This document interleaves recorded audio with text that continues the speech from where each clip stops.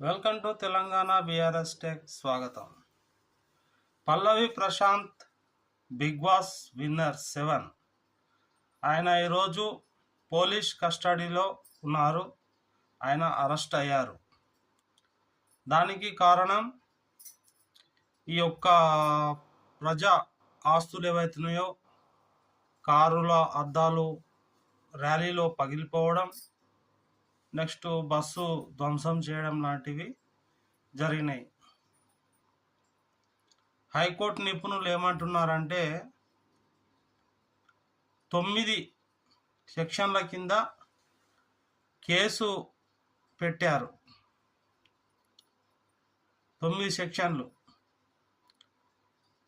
ఈ విధంగా ప్రజల ఆస్తి ఏదైతే ఉందో దానికి